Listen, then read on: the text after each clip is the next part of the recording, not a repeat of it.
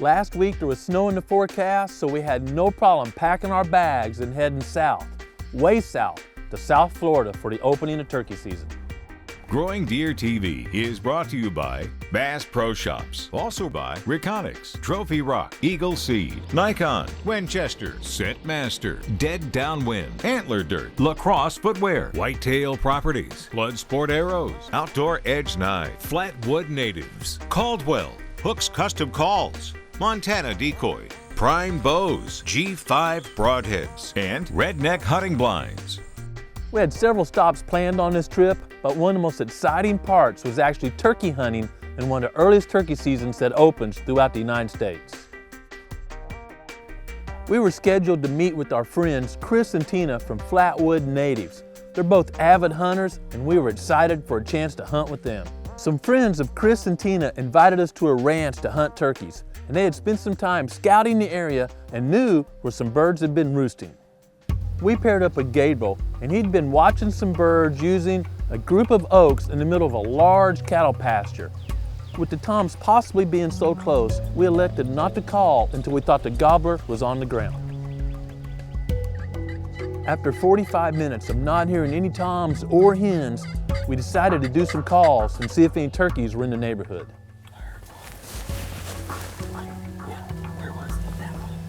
A gobbler immediately responded to the call, and it wasn't long until we saw turkeys several hundred yards away moving through the pasture.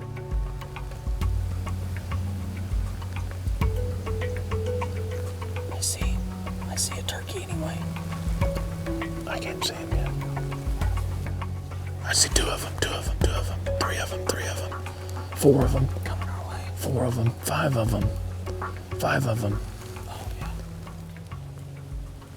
I can't see him now, they're in the grass. Based on that observation, we decided to try a fighting purr and see if it'd bring the tom on in.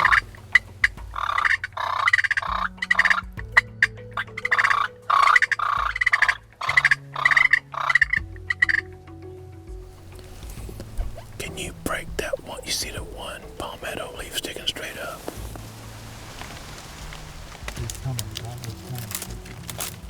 A few moments into the fighting purr calls, we heard Gabriel whisper they were looking at the Montana decoy and coming our way. There's a gobbler in front. I see him. Safety's coming off. It's okay. Just be filming.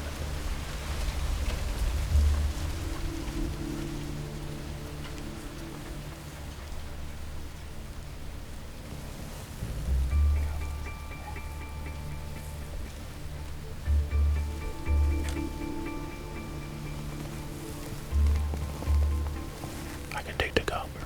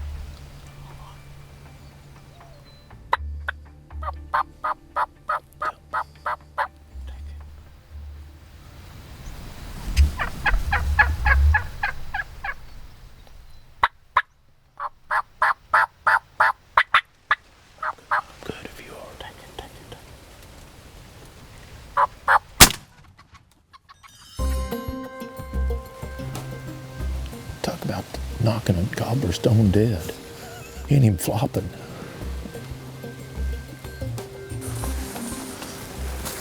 Chest is going doo doo. And I heard, I was like, These birds drum Wow. down here. yeah. And then when he was right there at that decoy, I was like, oh my gosh. Yeah, I had a clear shot much earlier. Of course, it wasn't a lot of footage, but it was behind some palmetto fronds for Adam. And then he moved over this way, and I was just about out of room this way, and I was going, Adam, can I take him? Can I take him? No. But he got kind of in the middle for us, so it worked out perfect. Yeah, it worked out perfect.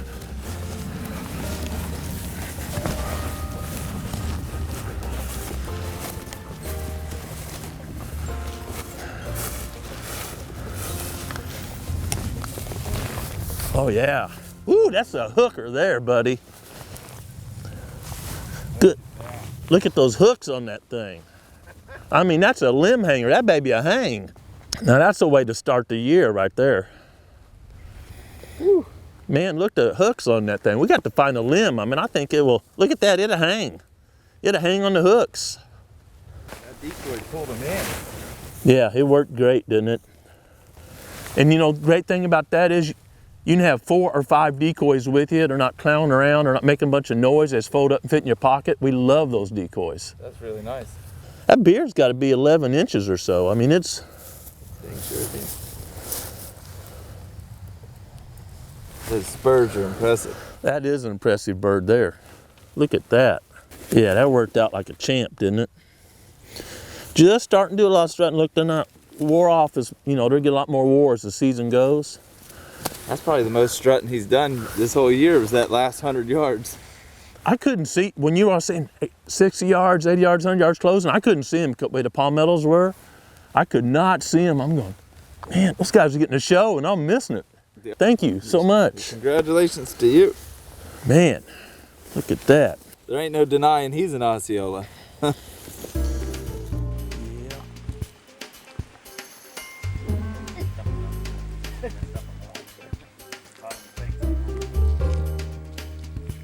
That hunt on a cold, cloudy morning was a great way to start our 2015 turkey season.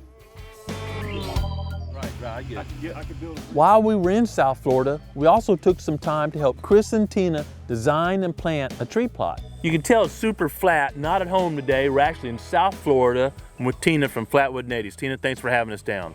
Glad you're here. So Tina and her husband grow trees for a living, but they also love to deer hunt. So that's where I got invited down. They've got a large farm and they want to use this corner for family recreation. We kind of want to develop a screen away from the farm, not just for us as visual aesthetics, but to make the deer more comfortable coming out here feeding morning and afternoon while there might be farming activity on the rest of the farm. Is that about right, Tina? That's right. So, got access to trees, obviously, so I've suggested we're going to plant a row of pines or several row of pines as a visual screen between here, this feeding area, and the working farm. But the little magic to get the deer to come out right here is we're going to plant a variety of fruit trees, or what I call a tree plot. Think about a food plot being soybeans or corn, where we're going to have fruit. Use a tree plot because nothing's more attractive to deer than a sugary, fresh fruit. We're going to measure this tree, the pot size. I usually use my shovel. It helps me make some indentions. Okay. So you're marking off 1.5 times the size of the pot. My soil to the side. I don't want to get it too deep. Okay, so you said key there, you don't want it too deep. No, we do not want it too deep. And I want to clean some of these old roots out from weeds and some debris. And gently hold the roots and pull my pot off. All right, let's bring some of the soil back. And I always notice you pack it down, Tina. Tell me why we want to pack this down. We want to pack it down because we don't want the roots to get exposed to air. We want the soil to touch the roots. Because if it hits a big air pocket, it will probably kill that root, right? Exactly. So we want the soil aerated, but that means loose, not big pockets down in there. Just think about if a root's growing, hits a big air pocket, it's going to what we call prune or kill that root off. Correct. After we finished planting the pine trees, it was time to move on to the fruit trees. Tina, got all the trees planted, but there's some additional steps we can take to ensure this is a successful tree plot. What would you like to do next? You're right, Grant. The first thing I'd like to do is prune this tree to promote some upright, healthy growth. Tina, I gotta tell you, a lot of landowners, myself included, are a little scared to go knocking a bunch of wood off something they just paid to plant. What's going on here? Well, Grant, don't be too nervous. What we're gonna do is we're just gonna take this extra limb off. We're gonna give this guy a healthy start, and he's gonna grow straight up. We're gonna come down here to the main leader. Yep. And we're just gonna make a nice, clean cut. Okay. Don't get nervous. Okay. Yep. All right, and we're gonna come down here, just a couple little snips. Yep. Nice and close to the tree, Yeah. real clean. Real clean. Couple. We're gonna move this out. Okay. So now Now. we've got a tree that looks like a tree. Exactly. And he's healthy and he's gonna grow straight up. Okay, and the limbs can spread without rubbing up against other limbs, which might cause disease or allow insects to get in or something. Exactly. Tina, what's another step we can do to make sure this tree is healthy? All right, well, we're gonna come in and put a weed mat in. Of course, we're gonna lay it shiny side up. Okay. It's going to prevent weeds and other competition for our roots. Shiny side up, Yep. and we're gonna come on top of the tree and just gently bring it down. And another thing, because you keep all the grass and weeds away, when I'm out here mowing or weed eating or whatever, I can clearly see where the tree is. That's a big protection in itself. Exactly. All right, we're gonna place the staples here, and we're gonna bend our corner up just to give a little bit extra stability. Okay, 2 layers instead of 1. Exactly. And here in Florida, it's real easy to push the ground staple down, but you in other states may have to use a hammer. I'm loving this. I can just go, whew, that's Exactly. amazing to me.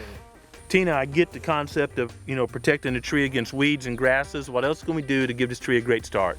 All right, Grant, we're gonna take this tree stake and we're gonna give this tree some stability from the wind, and it's gonna help our tree tube. Okay.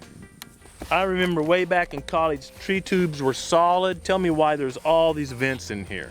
All right, we want the tree to be able to breathe, we want moisture to be in there, and we want a little greenhouse effect. Okay. Like a little greenhouse, it's encouraging top growth. This is giving us stability, and we're good for years like this. Years. Okay, so we're just gonna reach up and gently put this down. And do you worry about going over these leaves, Tina? What do we need to do here? Well, you can be cautious, but if the leaves come off, it's gonna be all right. Okay. All right, so we've got it lined up where our holes are right here by our stake. And we just take some ties and fasten that together? Exactly. We're gonna use these little zip ties. Tina, I see one additional advantage. Of course, this is going to protect the tree from deer rubbing on it. Fruit trees are aromatic. Deer like to select aromatic or trees that have a really nice odor coming off to rub on, so a lot of protection in here. Exactly. So we've taken care of the tree, and because we've done that, the tree's going to reward us. In a couple years, this is producing quite a bit of fruit. Obviously attract deer, turkey, even wild hogs, unfortunately, to the area. We already know we're going to have a tree stand over here because of the predominant wind and make a great hunting location. We had a great time turkey hunting and establishing the tree plot. We also went on a hog hunt and helped another landowner. Stay tuned next week as we share the rest of this road trip. Whether you're at home this week or traveling, I hope you take time to enjoy creation and, most importantly, find time each day to be quiet and listen to what the Creator is saying to you. Thanks for watching GrowingDeer.tv.